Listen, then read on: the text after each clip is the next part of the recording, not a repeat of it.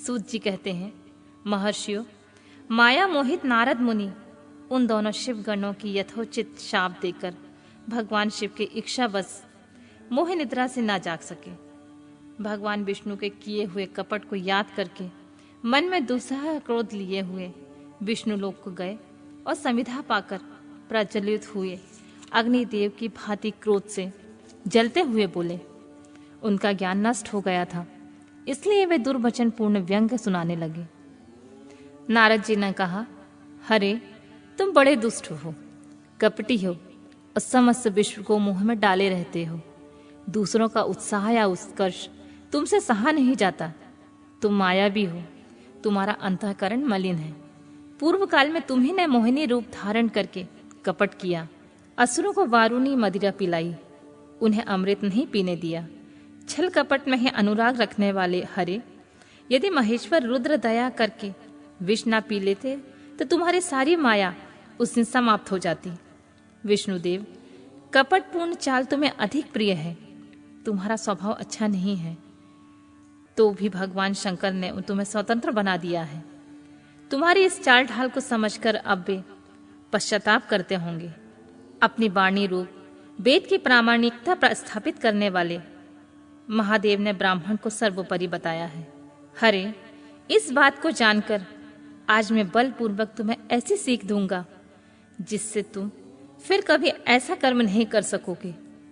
अब तक तुम्हें किसी शक्तिशाली या तेजस्वी पुरुष से पाला नहीं पड़ा था, इसलिए आज तक तुम निडर बने हुए हो।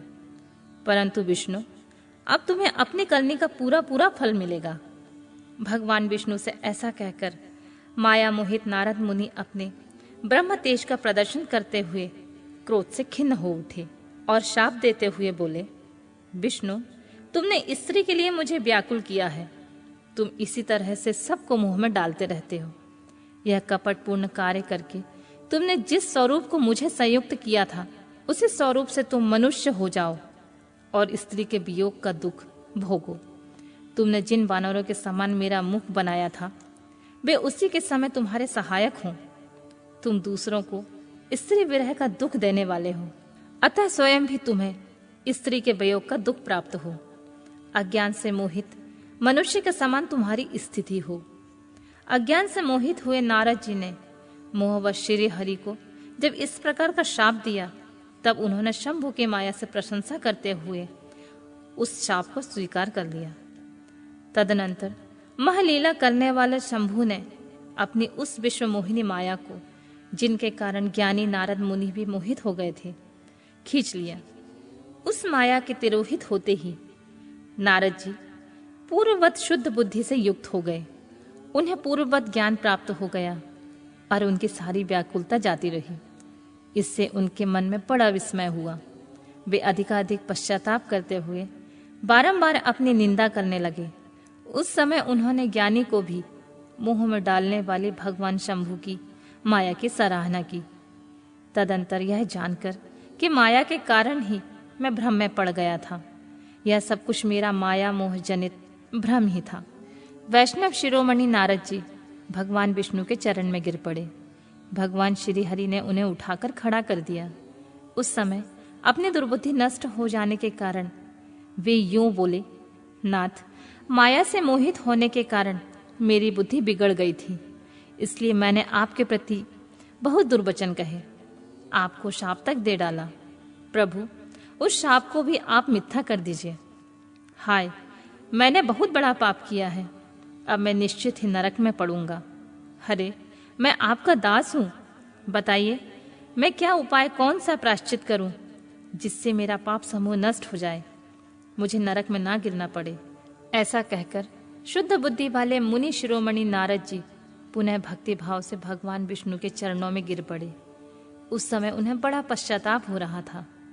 तब विष्णु भगवान ने उन्हें उठाकर मधुर वाणी में कहा, तात, खेद ना करो, तुम मेरे श्रेष्ठ भक्त हो, इसमें संशय नहीं है। मैं तुम्हें एक बात बताता हूं, सुनो। उससे निश्चय ही तुम्हारा परम हित होगा, तुम्हें नरक में नहीं जाना पड़ेगा।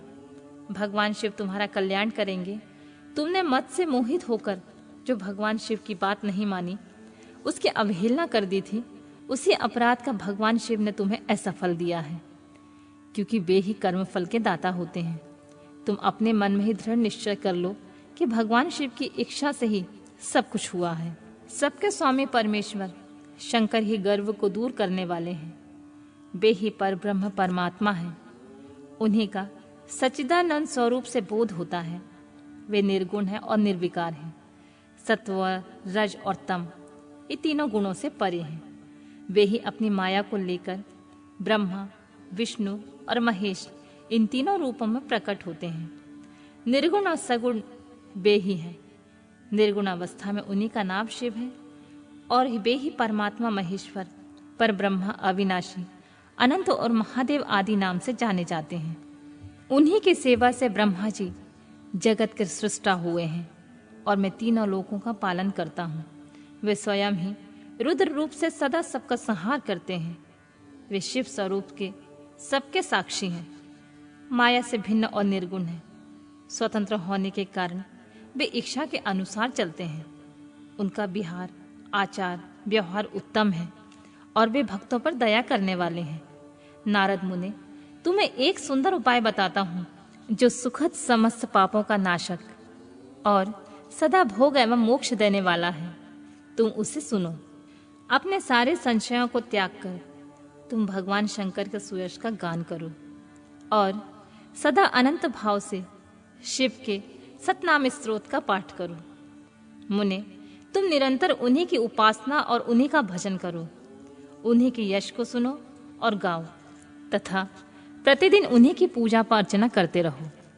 नारद, जो शरीर, मन और वाणी द्वारा भगवान शंकर की उपासना करता है उसे पंडित या ज्ञानी जानना चाहिए। वह जीवांत मुक्त कहलाता है। शिव इसी नाम रूपी दावन नल से बड़े बड़े पातकों के असंख्य पर्वत अनायास भस्म हो जाते हैं। यह सत्य है, सत्य है, इसमें कोई संशय नहीं है। जब भगवान शिव के नाम रूपी नौका का आश्रय लेते हैं वे संसार सागर से पार हो जाते हैं। संसार के मूलभूत उनके सारे पाप निसंदेह नष्ट हो जाते हैं। महामुने, संसार के मूलभूत जो पातक रूपी वृक्ष हैं उनका शिव नाम रूपी कुठार से निश्चय ही नाश हो जाता है। जो लोग पाप रूपी दावानल से पीड़ित हैं उन्हें शिव नाम रूपी अमृत का पान करना चाहिए। पाप दावाग्नि से दग्ध होने वाले प्राणियों को उस शिव नाम अमृत के बिना शांति नहीं मिल सकती। संपूर्ण वेदों का अवलोकन करके पूर्ववर्ती विद्वानों ने यही निश्चय किया है कि भगवान शिव की पूजा ही उत्कृष्ट साधन और जन्म मरण रूपी संसार बंधन के नाश का उपाय है। आज से यत्नपूर्वक सावधान रहकर विधि विधान के साथ भक्ति भाव से नित्य निरंतर जगदम्बा पार्वती सहित महेश्वर सदाशिव का भजन करो। नित्य शिव की कथा सुनो और कहो और अत्यंत यत्न करके बारंबार शिव भक्तों की पूजा करो।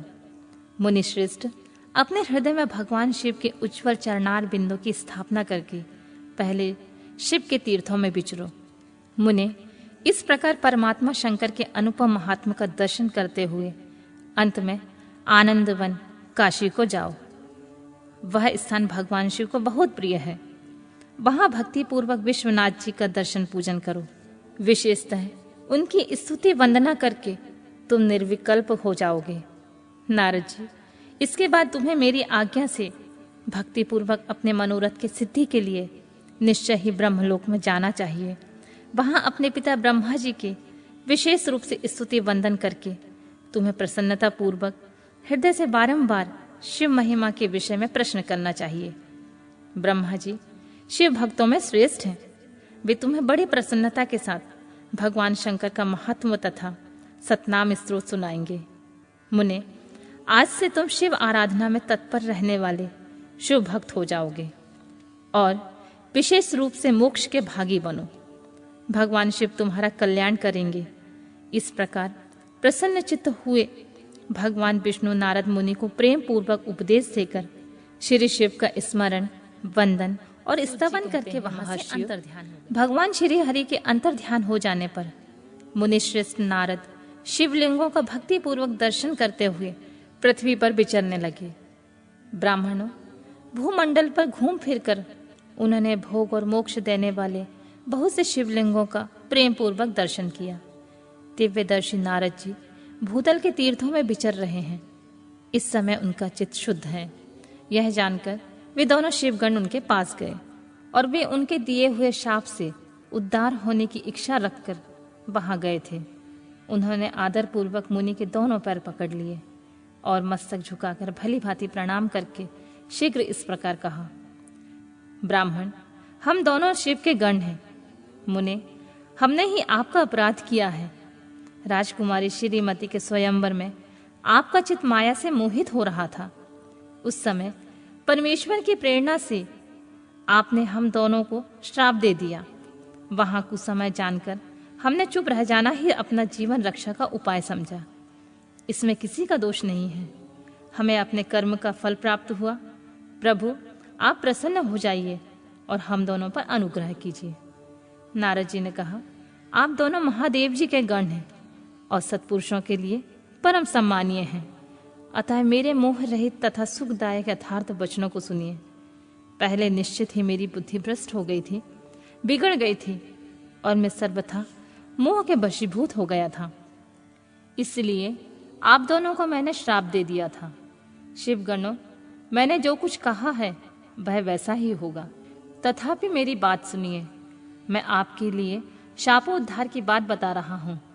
आप लोग आज मेरे अपराध को क्षमा कर दें। मुनिवर, विश्रवा के वीर से जन्म ग्रहण करके आप संपूर्ण दिशाओं में प्रसिद्ध कुंभकर्ण रावण राक्षस राज का पद प्राप्त करेंगे और बलवान वैभव से युक्त तथा परम प्रतापी होंगे। समस्त ब्राह्मण के राजा होकर शिव भक्त एवं जितेंद्रिय होंगे और शिव के दूसरे ही स्वरूप श्री विष्णु के हाथों मृत्यु पाकर फिर अपने पद पर प्रतिष्ठित हो जाएंगे। सूत जी कहते हैं, महर्षियों, महात्मा नारद मुनि की यह बात सुनकर वे दोनों शिवगण प्रसन्न और सानंद से अपने स्थान को लौट गए।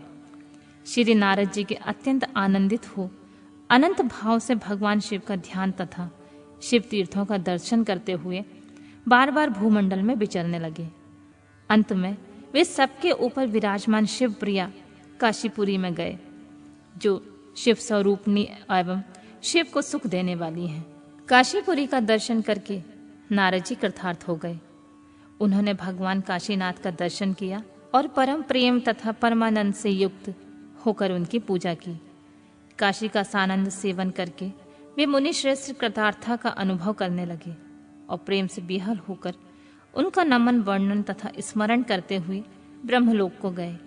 निरंतर शिव का स्मरण करने से उनकी बुद्धि शुद्ध हो गई। वहां पहुंचकर शिव तत्व का विशेष रूप से ज्ञान प्राप्त करने की इच्छा से नारद जी ने ब्रह्मा जी को भक्ति पूर्वक नमस्कार किया और नाना प्रकार के स्तोत्रों द्वारा उनकी स्तुति करके उनसे शिव तत्व के विषय में पूछा। उस समय नारद जी का हृदय भगवान शंकर के प्रति भक्ति भावना से परिपूर्ण था। नारद जी बोले, ब्राह्मण, पर ब्रह्म परमात्मा के स्वरूप को जानने वाले पितामह जगत प्रभु, आपके कृपा प्रसाद से मैंने भगवान विष्णु के उत्तम महात्म का पूर्णतः ज्ञान प्राप्त किया। भक्ति मार्ग, ज्ञान मार्ग, अत्यंत दुस्तर तपो मार्ग, दान मार्ग तथा तीर्थ मार्ग का भी वर्णन सुना, परंतु शिव तत्व का ज्ञान मुझे अभी तक नहीं हुआ है। मैं भगवान शंकर की पूजा विधि को भी नहीं जानता हूँ। अतः प्रभु, आप क्रमशः इन विषयों को तथा भगवान शिव के विभिन्न चरित्रों को, उनके स्वरूप तत्व, प्राकट्य, विवाह, गाहस्थ धर्म सब मुझे बताइए। निष्पाप पितामह, ये सब बातें तथा और भी जो आवश्यक बातें हों उन सब का आपको वर्णन करना चाहिए। प्रजानाथ, शिव और शिवा के आविर्भाव एवं विवाह का प्रसंग विशेष रूप से कहिए तथा कार्तिकेय के जन्म की कथा भी मुझे सुनाइए। प्रभु, पहले बहुत से लोगों से मैंने ये कथा सुनी, परंतु तृप्त नहीं हो सका, इसलिए आपकी शरण में आया हूँ। आप मुझ पर कृपा कीजिए। अपने पुत्र नारद की यह बात सुनकर लोक पितामह ब्रह्मा वहां से इस देव शिरोमणि, तुम सदा समस्त जगत के उपकार में लगे रहते हो। तुमने लोगों के हित की कामना से बहुत उत्तम बात पूछी है, जिसके सुनने से संपूर्ण लोगों के समस्त पापों का क्षय हो जाता है। उस अनामय शिव तत्व का मैं तुमसे वर्णन करता हूँ। शिव तत्व का बड़ा स्वरूप उत्कृष्ट एवं अद्भुत है। जिस समय समस्त चराचर जगत नष्ट हो गया था, सर्वत्र केवल अंधकार ही अंधकार था। न सूर्य दिखाई देते थे, न चंद्रमा, अन्य ग्रहों और नक्षत्रों का भी पता नहीं था। न दिन होता था न रात। अग्नि, पृथ्वी, वायु और जल की सत्ता भी नहीं थी। प्रधान तत्व से रहित सूना आकाश मात्र शेष था। दूसरे किसी तेज की उपलब्धि नहीं होती थी। अदृष्ट आदि का भी अस्तित्व नहीं था। शब्द और स्पर्श भी साथ छोड़ चुके थे।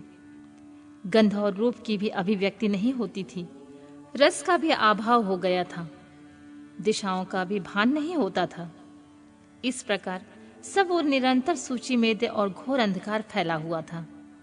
उस समय तत्व सद ब्रह्मा, इसी श्रुति में जो सत सुना जाता है, एकमात्र वही शेष था। जब यह, वह, ऐसा, जो इत्यादि रूप से निर्दिष्ट होने वाला भावात्मक जगत नहीं था, उसी समय एकमात्र सत ही शेष था, जिसे योगी जन अपने हृदय आकाश के भीतर निरंतर देखते हैं। वह सब तत्व मन का विषय नहीं है। वाणी की भी वहां तक कभी पहुंच नहीं होती। वह नाम तथा रूप रंग से भी शून्य है। वह न स्थूल है, न कृश है, न हस्व है, न दीर्घ है तथा न लघु, न गुरु। उनमें ना कभी वृद्धि नहीं होती, न हास्य। श्रुति भी उसके विषय में चकित भाव से है। इतना ही कहती है, अर्थात उसकी सत्ता मात्र का ही निरूपण कर पाती है। उसका कोई विशेष विवरण देने में असमर्थ हो जाती है। वह सत्य ज्ञान स्वरूप, अनंत परमानंदमय, परम ज्योति स्वरूप, अप्रमेय, आधार रहित, निर्विकार, निराकार, निर्गुण, योगी गम्य, सर्वव्यापी, सबका एकमात्र कारण, निर्विकल्प, निरारंभ, माया शून्य, उपद्रव रहित, अद्वितीय, अनादि अनंत, संकोच, विकास से शून्य तथा चिन्मय है। जिस परब्रह्मा के विषय में ज्ञान और अज्ञान से पूर्ण उक्तियां द्वारा इस प्रकार विकल्प किए जाते हैं, उसने कुछ काल के बाद द्वितीय की इच्छा प्रकट की। उसके भीतर एक से अनेक होने का संकल्प उदित हुआ। तब निराकार परमात्मा ने अपनी लीला शक्ति से अपने लिए मूर्ति आकार की कल्पना की। वह मूर्ति संपूर्ण ऐश्वर्य गुण से संपन्न, सर्वज्ञानीमय, शुभ स्वरूपा, सर्वव्यापिनी, सर्वरूपा, सर्वदर्शिनी, सर्वकारिणी, सबकी एकमात्र वंदनीया, सर्वज्ञा, सब कुछ देने वाली और संपूर्ण संस्कृतियों का केंद्र थी।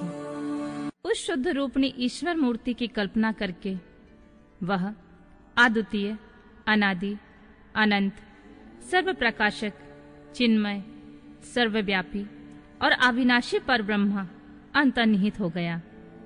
जो मूर्ति रहित परब्रह्मा है, उसी की मूर्ति भगवान सदाशिव है। अवाचनीय और प्राचीन विद्वान उन्हीं को ईश्वर कहते हैं। उस समय एकाकी रहकर स्वेच्छा अनुसार विहार करने वाले उन सदाशिव ने अपने विग्रह से ही स्वयं एक स्वयंभूता सृष्टि की रचना की, जो अपने श्री अंग से कभी अलग होने वाली नहीं थी।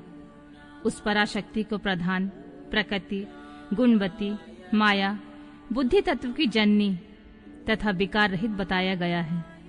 वह शक्ति अंबिका कही गई है। उसी को प्रकृति सर्वेश्वरी, द्विदेव जननी, नित्या और मूल कारण भी कहते हैं। सदाशिव द्वारा प्रकट की गई उस शक्ति की 8 भुजाएं हैं। वह शुभ लक्षणा देवी के मुख की शोभा विचित्र है। वह अकेली ही अपनी मुखमंडल में सदा एक सहस्र चंद्रमाओं की कांति धारण करती है। नाना प्रकार के आभूषण उनके श्री अंगों की शोभा बढ़ाते हैं। वह देवी नाना प्रकार की गतियों से संपन्न है। उसके खुले हुए नेत्र खिले हुए कमल के समान जान पड़ते हैं। वह अचिंतनीय तेज से जगमगाती हैं। वह सबकी योनि है और सदा उद्यमशील रहती हैं। एकाकिनी होने पर वह माया संयोग बस अनेक हो जाती हैं। वे जो सदाशिव हैं, वे परम पुरुष ईश्वर, शिव, शंभु और महेश्वर कहते हैं। वे अपने मस्तक पर आकाश गंगा को धारण करते हैं। उनके भाल देश में चंद्रमा शोभा पाते हैं। उनके 5 मुख हैं और प्रत्येक मुख में 3-3 नेत्र हैं। उनका चित्त सदा प्रसन्न रहता है। वे 10 भुजाओं से युक्त और त्रिशूलधारी हैं। उनके श्री अंगों की प्रभा कपूर के समान श्वेत गौर है। वे सारे शरीर में अंगों में भस्म रमाए रहते हैं। उन काल रूपी ब्रह्मा एक समय ही शक्ति के नाथ शिवलोक नामक क्षेत्र का निर्माण किया था। उस उत्तम क्षेत्र को काशी कहते हैं। वह परम निर्वाण या मोक्ष का स्थान है जो सबके ऊपर विराजमान है। वे प्रियतम रूप शक्ति और शिव जो परमानंद स्वरूप हैं, उस मनोरम क्षेत्र में नित्य निवास करते हैं। काशीपुरी परमानंद स्वरूपणी है। मुने, शिव और शिवा ने प्रलय काल में भी कभी उस क्षेत्र को अपने सानिध्य से मुक्त नहीं किया है। इसलिए विद्वान पुरुष उसे अविमुक्त क्षेत्र के नाम से जानते हैं। वह क्षेत्र आनंद का हेतु है। इसलिए पिनाकधारी शिव ने उसका नाम आनंद वन रखा है। उसके बाद वह अविमुक्त के नाम से भी प्रसिद्ध हुआ। देवर्षि, एक समय उस आनंद वन में रमण करते हुए शिवा और शिव के मन में यह इच्छा हुई कि किसी दूसरे पुरुष की भी सृष्टि करनी चाहिए, जिस पर यह सृष्टि संचालन का महान भार रखकर हम दोनों केवल काशी में रहकर इच्छा अनुसार विचरें और निर्वाण धारण करें। वही पुरुष हमारे अनुग्रह से सबके सृष्टि करे, पालन करे और वही अंत में सबका संहार भी करे। यह चित्त एक समुद्र के समान है। इसमें चिंता की उताल तरंगे उठ उठकर चंचल बनाए रहती हैं। इसमें सब तत्व गुण रूपी रत्न, तमोगुण रूपी ग्राह और रजोगुण रूपी मूंगे भरे हुए हैं। इस विशाल चित्र समुद्र को संकुचित करके हम दोनों उस पुरुष के प्रसाद से आनंद कानन काशी में सुखपूर्वक निवास करें। वह आनंद वन वह स्थान है जहाँ हमारी मनोवृत्ति सब ओर से निसिमट कर इसी में लगी हुई है, तथा जिसके बाहर का जगत चिंता से आतुर प्रतीत होता है। ऐसा निश्चय ही शक्ति सहित सर्वव्यापी परमेश्वर शिव ने अपने वाम भाग से 10वें अंग पर अमृत मल लिया। फिर तो वहां से एक पुरुष प्रकट हुआ जो तीनों लोकों में सबसे अधिक सुंदर था। वह शांत था, उसमें सब तत्व गुण की अधिकता थी तथा वह गंभीरता का अथाह सागर था। मुने, क्षमा गुण से युक्त उस पुरुष के लिए ढूंढने पर भी कहीं कोई उपमा नहीं मिलती थी। उसकी कांति इंद्रनील मणि के समान श्याम थी। उसके अंग अंग में दिव्य शोभा छिटक रही थी और नेत्र प्रफुल्ल कमल के समान शोभा पा रहे थे। श्री अंगों पर स्वर्ण की सी क्रांति वाले 2 सुंदर रेशमी पीतांबर शोभा दे रहे थे। किसी से भी पराजित न होने वाला वह वीर पुरुष अपने प्रचंड भुज दंडों से सुशोभित हो रहा था। तदंतर उस पुरुष ने परमेश्वर शिव को प्रणाम करके कहा, स्वामिन, मेरा नाम निश्चय कीजिए, काम बताइए। उस पुरुष की यह बात सुनकर महेश्वर भगवान शंकर हंसते हुए मेघ के समान गंभीर वाणी में बोले, वत्स, व्यापक होने के कारण तुम्हारा नाम विष्णु नाम से विख्यात हुआ। इसके सिवा और भी बहुत से नाम होंगे जो भक्तों को सुख देने वाले होंगे। तुम सुस्थित उत्तम तप करो, क्योंकि वही समस्त कार्यों का साधन है। ऐसा कहकर भगवान शिव ने श्रास मार्ग से श्री विष्णु को वेदों का ज्ञान प्रदान किया। तदंतर अपनी महिमा से कभी च्युत न होने वाले श्री हरि भगवान शिव को प्रणाम करके भारी तपस्या करने लगे और शक्ति सहित परमेश्वर शिव भी पार्षद गणों के साथ वहां से आदृश्य हो गए। भगवान विष्णु ने दुधीर्घ काल तक बड़ी कठोर तपस्या की। तपस्या के परिश्रम से युक्त भगवान विष्णु के अंगों से नाना प्रकार की जल धाराएं निकलने लगीं। यह सब भगवान शिव की माया से ही संभव हुआ। महामुने, उस जल से सारा आकाश व्याप्त हो गया और ब्रह्मरूप जल अपने स्पर्श पात्र से सब पापों को नाश करने वाला सिद्ध हुआ। उस समय थके हुए परम पुरुष विष्णु ने स्वयं उस जल में शयन किया। वह दीर्घ काल तक बड़ी प्रसन्नता के साथ उसमें रहे।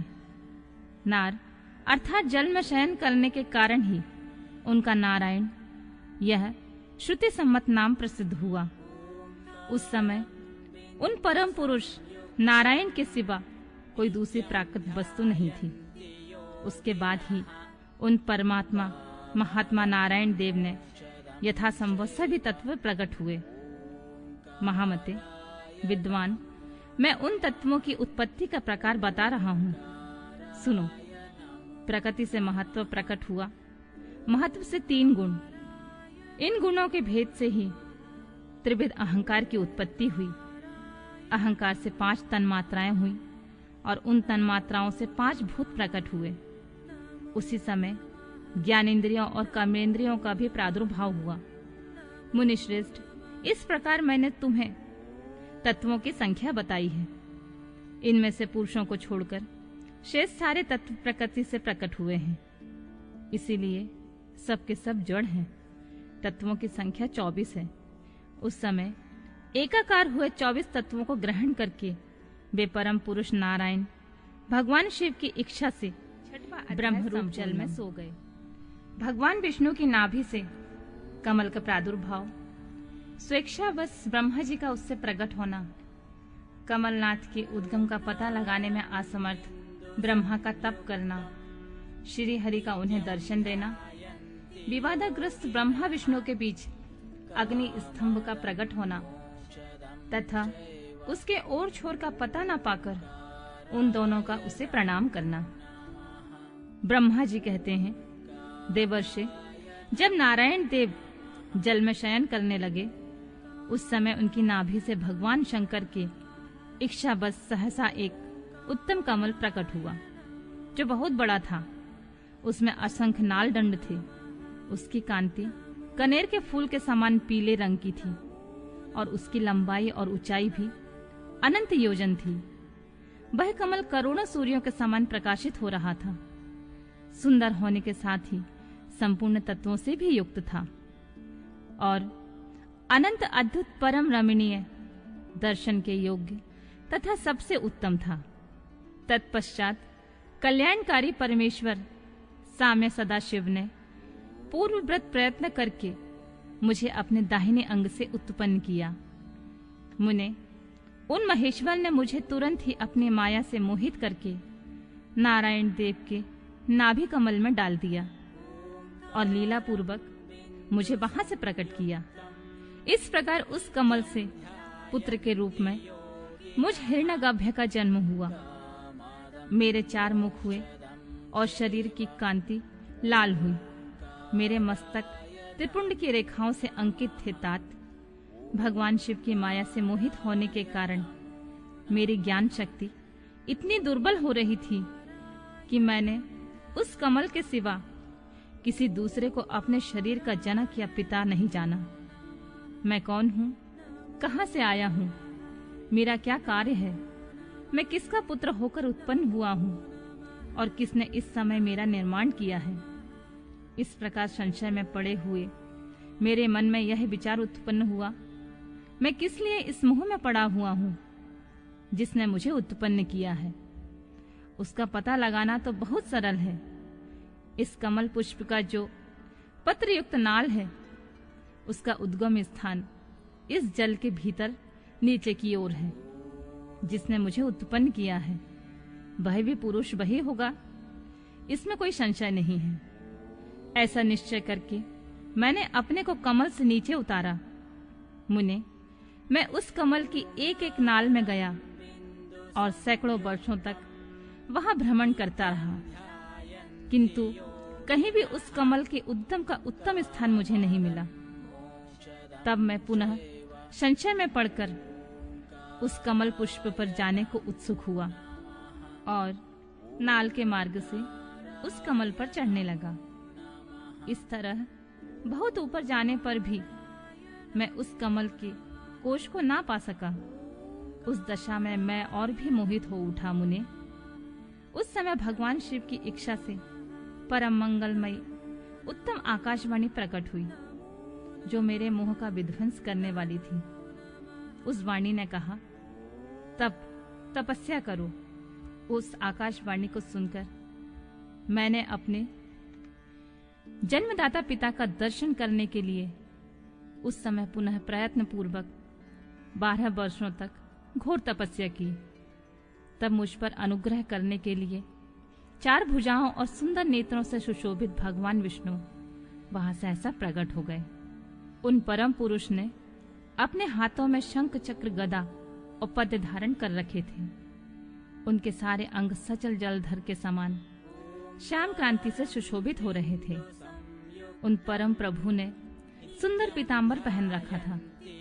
उनके मस्तक और अंगों में मुकुट आदि महामूल्यवान शोभा आभूषण पाते थे। उनका मुखारविंद प्रसन्नता से खिला हुआ था। मैं उनकी छवि पर मोहित हो रहा था। वे मुझे करोड़ों कामदेवों के समान मनोहर दिखाई दिए। उनका यह अत्यंत रूप देखकर मुझे बड़ा आश्चर्य हुआ। वे सांवली और सुनहरी आभा से उद्दासित हो रहे थे। उस समय उन सब तत्व रूप सर्वथा सर्वात्मा 4 भुजा धारण करने वाले महाभाव नारायण देव को वहां उस रूप में अपने साथ देखकर मुझे बड़ा हर्ष हुआ। तदंतर उन नारायण देव के साथ मेरी बातचीत आरंभ हुई। भगवान शिव की लीला से वहां हम दोनों में कुछ विवाद छिड़ गया। इसी समय हम लोगों के बीच में एक महान अग्नि स्तंभ प्रकट हुआ। मैंने और श्री विष्णु ने क्रमशः ऊपर से और नीचे जाकर उसके आदि अंत का पता लगाने के लिए बड़ा प्रयत्न किया, परंतु इसमें कहीं उसका ओर छोर नहीं मिला। मैं थककर ऊपर से नीचे लौट आया और भगवान विष्णु भी उसी तरह नीचे से ऊपर आकर मुझसे मिले। हम दोनों शिव की माया से मोहित थे। श्री हरि ने मेरे साथ आगे पीछे और अगल बगल में परमेश्वर शिव को प्रणाम किया। फिर वे सोचने लगे, यह क्या वस्तु है? इसका स्वरूप का निर्देश नहीं किया जा सकता, क्योंकि ना तो इसका कोई नाम है और ना कर्म ही है। लिंग रहित तत्व ही वहां लिंग भाव को प्राप्त हो गया था। ध्यान मार्ग में भी इसके स्वरूप का कुछ पता नहीं चलता। इसके बाद मैं और श्री हरि दोनों ने अपने चित्त को स्वस्थ करके उस अग्नि स्तंभ को प्रणाम करना आरंभ किया। हम दोनों बोले, महाप्रभु, हम आपके स्वरूप को नहीं जानते। आप जो कोई भी क्यों ना हो, आपको हमारा नमस्कार। महेशान, आप शीघ्र ही हमें अपने यथार्थ रूप का दर्शन कराइए। मुनि श्रेष्ठ इस प्रकार अहंकार से आविष्ट हुए। हम दोनों ही वहां नमस्कार करने लगे। ऐसा करते हुए ब्रह्मा हमारे 100 वर्ष बीत। मुनि श्रेष्ठ नारद, इस प्रकार हम दोनों देवता गर्व रहित होकर निरंतर प्रणाम करते रहे। हम दोनों के मन में एक ही अभिलाषा थी कि इस ज्योतिर्लिंग के रूप में प्रकट हुए परमेश्वर प्रत्यक्ष दर्शन दे। भगवान शंकर दीनों के प्रतिपालक, अहंकारियों का गर्व चूर्ण करने वाले तथा सबके अविनाशी प्रभु हैं। वे हम दोनों पर दयालु हो गए। उस समय वहां उन सुर श्रेष्ठ से ओम ओम ऐसा शब्द रूप नाद प्रकट हुआ जो स्पष्ट रूप से सुनाई देता था। वह नाद लुप्त स्वर में अभिव्यक्त हुआ। जोर से प्रकट होने वाले उस शब्द के विषय में यह क्या है, ऐसा सोचते हुए समस्त देवताओं के आराध्य भगवान विष्णु मेरे साथ संतुष्ट चित्त से खड़े रहे। वे सर्वथा वैर भाव से रहित थे। उन्होंने लिंग के दक्षिण भाग में सनातन आदि वर्ण आकार का दर्शन किया, उत्तर भाग में उकार का, मध्य भाग में मकार का और अंत में ओम इस नाद का साक्षात दर्शन और अनुभव किया।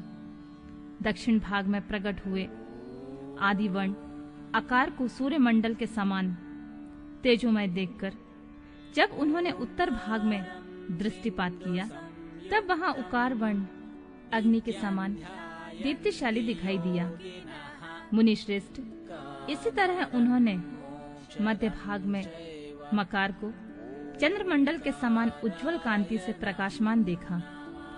तदंतर जब उसके बाद दृष्टि डाली, तब शुद्ध स्फटिक मणि के समान निर्मल प्रभा से युक्त, तुराय तुरीय अमल, निष्कल, निरूपद्रव, निर्द्वंद, अद्वितीय, शून्यमय, ब्रह्मा और अभ्यंतर के भेद से रहित, ब्रह्मांतर भेद से युक्त जगत के भीतर और बाहर स्वयं ही स्थित, आदि मध्य और अंत से रहित, आनंद आदि के कारण तथा सबके परम आश्रय, सत्य आनंद एवं अमृत स्वरूप पर ब्रह्मा का साक्षात्कार किया। उस समय श्री हरि यह सोचने लगे कि यह अग्नि स्तंभ यहाँ कैसे प्रकट हुआ। मैं इस अनुपम अनल स्तंभ के नीचे जाऊंगा। ऐसा विचार करते हुए श्री हरि ने वेद और शब्द दोनों के आवेश से युक्त विश्वात्मा शिव का चिंतन किया। तब वहां एक ऋषि प्रकट हुए, जो ऋषि समूह के परम सार रूप माने जाते हैं। उन्हीं ऋषि के द्वारा परमेश्वर श्री विष्णु ने जाना कि इस शब्द पर ब्रह्म शरीर वाले परम लिंग के रूप में साक्षात पर ब्रह्म स्वरूप महादेव यहाँ प्रकट हुए हैं। ये चिंता रहित रुद्र हैं, जहाँ जाकर मन सहित वाणी उसे प्राप्त किए बिना लौट आती है। उस पर ब्रह्म परमात्मा शिव का वाचक एकाक्षर प्रणव ही है। वे इसके वाच्यार्थ रूप हैं। वह परम कारण, ऋतु सत्य आनंद और अमृत स्वरूप परातत्व पर ब्रह्म एकाक्षर का वाच्य है। वह परम कारण, सत्य, ऋत, आनंद और अमृत स्वरूप परात्व पर ब्रह्म एकाक्षर का वाच्य है। प्रणव के एक अक्षर आकार से जगत के बीजभूत अंड जन्मा भगवान ब्रह्मा का बोध होता है। उसके दूसरे एक अक्षर उकार से परम कारण रूप श्री हरि का बोध होता है और तीसरे एक अक्षर मकार से भगवान नील लोहित शिव का ज्ञान होता है।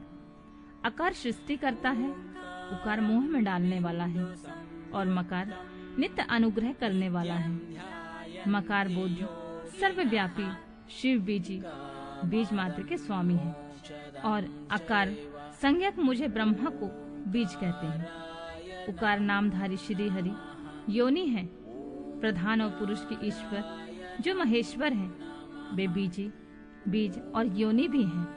उन्हीं को नाद कहा गया है। उनके भीतर सबका समावेश है। बीजी अपनी इच्छा से अपने बीज को अनेक रूप में विभक्त करके स्थित है।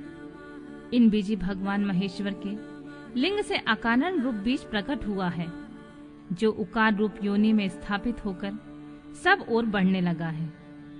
वह सुवर्णमय अंड के रूप में ही बताने योग्य था। उसका और कोई विशेष लक्षण लक्षित नहीं होता था। वह दिव्य अंड अनेक वर्षों तक जल में स्थित रहा। तदनंतर 1000 वर्ष बाद उस अंड के 2 टुकड़े हो गए। जल में स्थित हुआ वह अंड आजन्मा ब्रह्मा जी की उत्पत्ति का स्थान था और साक्षात महेश्वर के आघात से ही फूटकर 2 भागों में बट गया था। उस अवस्था में उसका ऊपर स्थित हुआ सुवर्णमय कपाल बड़ी शोभा पाने लगा था। वही दुलोक के रूप में प्रकट हुआ। जो उसका दूसरा नीचे वाला कपाल था, वही यह 5 लक्षणों से युक्त पृथ्वी भी है। उसी अंड से चतुर्मुख ब्रह्मा उत्पन्न हुए, जिनकी का संज्ञा है। वे समस्त लोकों के दृष्टा हैं। इसी प्रकार वे भगवान महेश्वर ही आ, उ और मां इन विविध रूपों में वर्णित हुए हैं। इसी अभिप्राय से उन ज्योतिर्लिंग स्वरूप सदाशिव ने ओम ओम ऐसा कहा। यह बात यजुर्वेद के श्रेष्ठ मंत्र कहते हैं। यजुर्वेदों के श्रेष्ठ मंत्रों का यह कथन सुनकर ऋचाओं और साम मंत्रों ने हमसे आदर पूर्वक कहा, हे हरे, हे ब्राह्मण, यह बात ऐसी ही है। इस तरह देवेश्वर शिव को जानकर श्री हरि ने शक्ति संभूत मंत्रों द्वारा उत्तम एवं महान अद्भुत से शोभित होने वाले उन महेश्वर का स्तवन किया। इसी बीच में मेरे साथ विश्वपालक भगवान विष्णु ने एक और अद्भुत रूप में देखा। मुने, वह 5 मुखों और 10 भुजाओं से अलंकृत था। उसकी कांति कपूर के समान गौर थी। वह नाना प्रकार की छटाओं से छविमान और भांति भांति आभूषण से विभूषित था। उस परम उदार महापराक्रमी और महापुरुष के लक्षणों से संपन्न अत्यंत उत्कृष्ट रूप का दर्शन करके मैं और श्री हरि दोनों कृतार्थ हो गए।